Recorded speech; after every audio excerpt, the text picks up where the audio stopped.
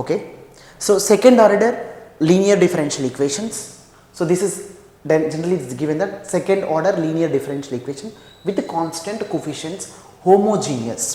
Here you can adopt the homogeneous, and there is given second order. That means ఇలా ఉంటుందంటే బేటా constant coefficients అంటే a naught into d power 2 y by dx power 2 beta plus a1 into d power 1 y by dx power 1 into a2 into y equal to some 0. So this is normally call it as a2 into y equal to 0. This is normally call it as a homogeneous second order linear differential equations with the constant coefficients. So ఇలాంటి వాటికి మనం ఏం చేస్తాము, solution కనుక్కోవాలి. అంటే first ఎప్పుడైనా గుర్తుపెట్టుకోండి, homogeneous linear differential ఈక్వేషన్స్కి మనకు ఏం సొల్యూషన్ ఉంటుందంటే ఓన్లీ కాంప్లిమెంటరీ సొల్యూషన్ మాత్రమే ఉంటుంది. ఓకేనా? యాక్చువల్గా ఏంటంటే ఒక డిఫరెన్షియల్ ఈక్వేషన్ అనేది మనకు రెండు టైప్స్ ఆఫ్ సొల్యూషన్స్ ఉంటాయి. ఒకటి కాంప్లిమెంటరీ సొల్యూషన్, రెండోది పర్టికులర్ ఇంటిగ్రేషన్. సో ఈ రెండింటిని యాడ్ చేస్తే total solution of the differential equation వస్తుంది. సో నేను ఇప్పుడు ఏం చేస్తున్నా అంటే ఇది ఎప్పుడైతే 0 ఉంటుందో దాన్ని హోమోజీనియస్ ఈక్వేషన్ అంటాం. ఈ హోమోజీనియస్ ఈక్వేషన్స్కి పర్టికులర్ ఇంటిగ్రేషన్ అనే సొల్యూషన్ అనేది యాబ్సెంట్ అయి ఉంటుంది, దానికి ఉండదు. సో అందుకోసమే దీనికి టోటల్ సొల్యూషన్ దేని మీద డిపెండ్ అయి ఉంటుంది అంటే ఓన్లీ కాంప్లిమెంటరీ సొల్యూషన్ మీద మాత్రమే డిపెండ్ అయి ఉంటుంది. That is the first point. అంటే y complementary solution is always equal to y general solution అవుతుంది బేటా, వై జనరల్ సొల్యూషన్ అవుతుంది.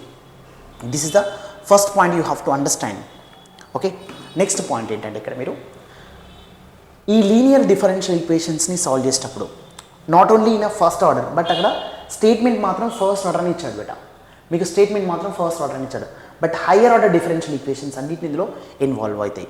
So let's say suppose to homogeneous అంటే మీకు చెప్తాను, a naught into d power n by d x power n into y plus a one into d power n minus 1 y by dx power n minus 1 plus up to so on an into y equal to 0. This is called homogeneous equation.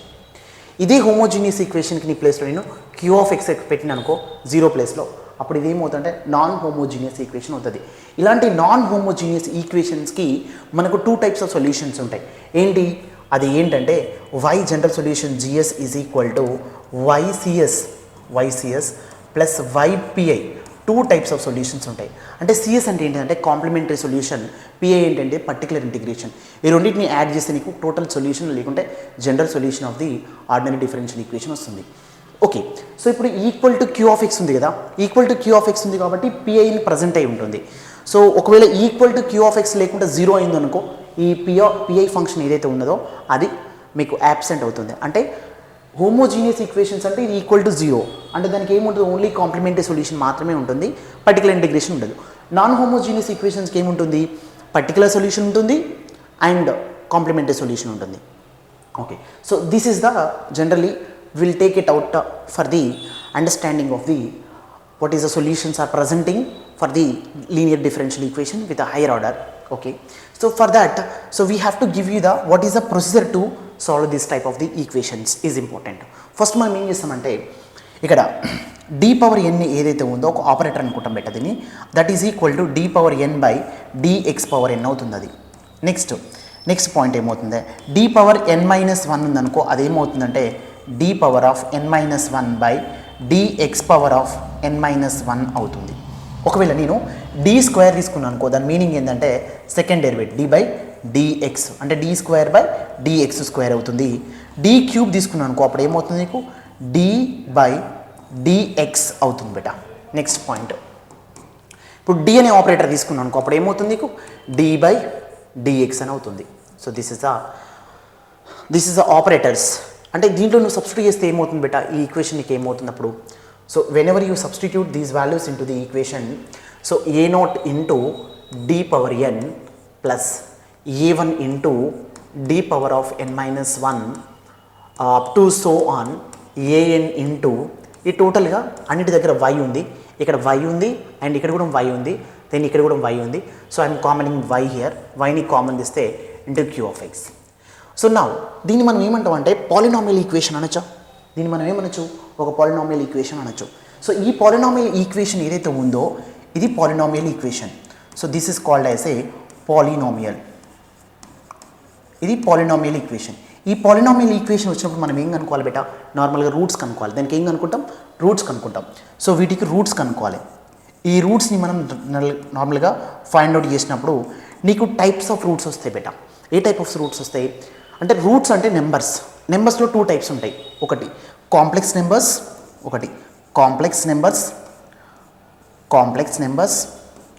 Complex roots అని కూడా ఉంటాం, complex numbers. And next one ఏంటంటే real type of numbers, real numbers. So complex numbers and real నెంబర్స్లో rational numbers, irrational numbers కూడా ఉంటాయి. So జనరల్గా మనం 2 types of roots వస్తాయి. ఒకటి కాంప్లెక్స్ రూట్స్, రెండోది ఏంటి బేటా, రియల్ టైప్ ఆఫ్ రూట్స్. ఇది ఇంపార్టెంట్. ఇవి 2 రూట్స్ వస్తాయి. So real type of roots వచ్చినప్పుడు దాని కాంప్లిమెంటరీ సొల్యూషన్ ఎలా ఫైండ్ అవుట్ చేయాలి, అండ్ ఒకవేళ కాంప్లెక్స్ రూట్స్ వచ్చినప్పుడు దాని యొక్క కాంప్లిమెంటరీ ఫంక్షన్స్ని ఎలా ఫైండ్ అవుట్ చేయాలి. సరే ఇవి ఎలా వస్తాయంటే, యాక్చువల్గా ఏంటంటే ఇది ఒక పాలినామియల్. దీన్ని 0 చేస్తే మనకు ఒక పాలినామియల్ ఈక్వేషన్ వస్తుంది. దీన్ని మనం ఏం చేస్తున్నాం, 0 చేస్తుంటే ఒక పాలినామియల్ ఈక్వేషన్ వస్తుంది. ఈ పాలినామియల్ ఈక్వేషన్స్ని మనం సాల్వ్ చేసే రూట్స్ వస్తున్నాయి. ఆ రూట్స్ నుంచి వెళ్ళి అవి కాంప్లెక్స్ రూట్సా లేకపోతే రియల్ రూట్సా అనే బేస్ మీద మనం ఫైండ్ అవుట్ చేస్తాం బేటా. అండర్స్టాండ్? ఓకే. సో ఈ కాన్సెప్ట్ మీకు ఇంకొంచెం ఎలాబొరేటర్గా చెప్తాను, వినండి. సో ఇక్కడ మనకు రియల్ టైప్ ఆఫ్ రూట్స్ వచ్చినాయి బేటా, రియల్ టైప్ ఆఫ్ రూట్స్ వచ్చినాయి. ఈ రియల్ టైప్ ఆఫ్ రూట్స్ అంటే ఎలా ఉంటాయి, సపోజ్ ఎలా ఉంటాయి అవి అంటే, ఫస్ట్ నేను ఏం చేస్తున్నా అంటే, ఇందులో కేస్ 1 ఏంటంటే ఆ రూట్ ఈ వాల్యూస్ నేను M1 అనుకుంటున్నా, అండ్ M2 అనుకుంటున్నా, ఇంకో రూట్ వాల్యూ M3 అనుకుంటున్నా, M4 అనుకుంటున్నా. ఇవన్నీ ఎలా ఉన్నాయి, డిఫరెంట్ టైప్ ఆఫ్ రూట్స్, ఒకదానికి ఇంకో దానికి మధ్యలో రిలేషన్ లేదు, అంటే ఒక వాల్యూ ఇంకో వాల్యూకు ఈక్వల్గా లేవు అన్నట్టు. So this is called distinct roots అని కూడా అంటారు. అప్పుడు y కాంప్లిమెంటరీ సొల్యూషన్ ఎలా రాస్తామంటే, C1 ఇంటూ ఈ పవర్ ఆఫ్ ఈ M1 వాల్యూ ఏదైతే ఉందో M1x ప్లస్ C2 ఇంటూ ఈ power of M2x plus C3 ఈ power of M3x plus C4 ఈ power of M4x beta. So generally we can represent in this way. ఇక్కడ ఎక్స్ని ఎందుకు represent చేస్తాము అంటే, సో యాక్చువల్గా మనం d ఈక్వల్ టు ఏమనుకున్నాం అంటే, ఇక్కడ d/dx అనుకున్నాం. ఒకవేళ మీ క్వశ్చన్లో t అని ఇచ్చాను అనుకో, d/dt అని ఇచ్చాను అనుకో, ఇక్కడ ఈక్వేషన్లో ఏమవుతుందంటే ఈ ప్లేసెస్ ఏమవుతాయి అంటే అప్పుడు ఇవి టీగా రిప్లేస్ అవుతాయి. ఎక్సెస్ ప్లేస్లో ఏమవుతుంది, టీగా రిప్లేస్ అవుతాయి. సో ఇది పక్కా గుర్తుపెట్టుకోవాల్సిందే.